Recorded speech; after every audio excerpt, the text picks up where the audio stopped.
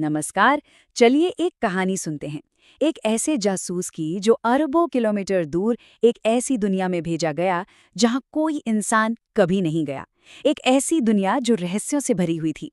आज हम उसी जासूस कैसिनी की कहानी सुनेंगे जिसने शनि ग्रह के कुछ सबसे बड़े राजों से पर्दा उठाया। तो चलिए इस केस को शुरू से समझते हैं। कैसिनी के वहां पहुंचने से पहले शनि ग्रह और उसका पूरा परिवार, मतलब उसके चांद और उसके छल्ले, एक अनसुलझी पहेली की तरह थे। खूबसूरत तो थे, पर उनके बारे में हम जानते बहुत कम थे।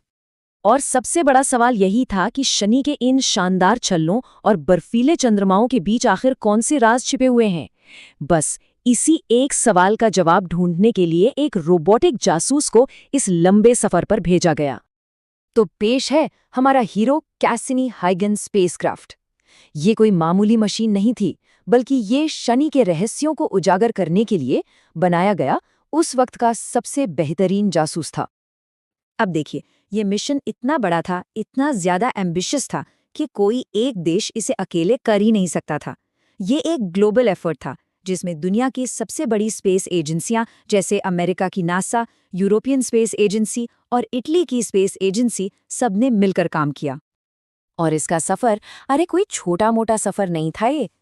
1997 में पृथ्वी से लॉन्च होने के बाद कैसिनी को शनि तक पहुंचने में ही 7 साल लग गए, और फिर 2017 तक वो वहीं रहकर अपना काम करता रहा। वाकई एक महाकाव्य जैसी यात्रा थी ये।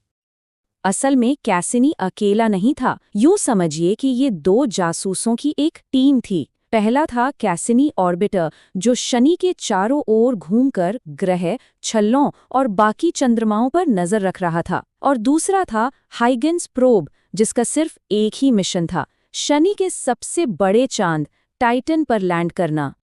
तो इसके मिशन ऑब्जेक्टिव्स या कहें केस फाइल्स में क्या-क्या था?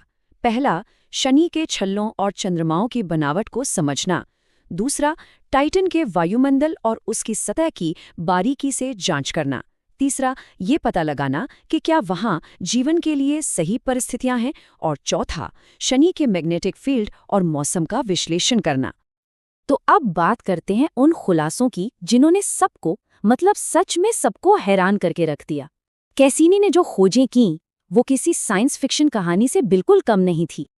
सबसे पहला बड़ा सुराग मिला टाइटन पर, जो शनि का सबसे बड़ा चांद है। 14 जनवरी 2005 को हाइगन्स प्रोब ने इतिहास रचते हुए सफलतापूर्वक यहां लैंडिंग की। और हाइगन्स ने वहां जो देखा, उसने तो साइंस की किताबें बदलने पर मजबूर कर दिया।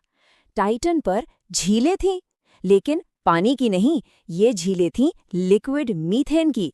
सोचिए, पृथ्वी के अलावा हमारे सोलर सिस्टम में कोई ऐसी जगह जहां सतह पर तरल मौजूद हो, ये एक जबरदस्त खोज थी।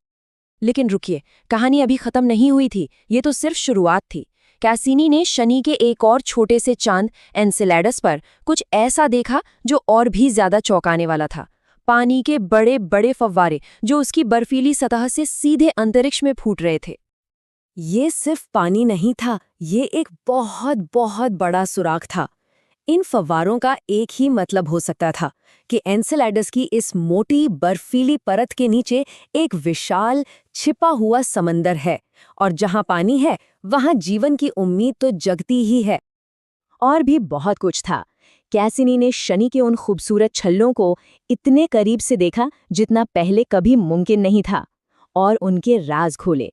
और तो और, शनि के भयानक तूफानों और मौसम के बारे में भी हमें नई नई जानकारियां दी। तो लगभग 20 साल की जबरदस्त जासूसी के बाद अब इस शानदार मिशन के अंत का वक्त आ गया था।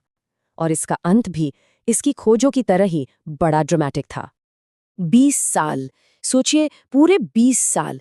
ये सिर्फ एक नंबर नहीं है, ये हजारों वैज्ञानिकों और इंजीनियरों की लगन, उनकी मेहनत की कहानी है। एक पूरी की पूरी पीढ़ी इस मिशन को देखते हुए बड़ी हुई। तो सितंबर 2017 में कैसिनी स्पेसक्राफ्ट को जानबूझकर शनि के एटमॉस्फेयर में क्रैश करा दिया गया। इस आखिरी सफर को नाम दिया गया द ग्रैंड फिनाले। पर ऐसा किया क्यों गया?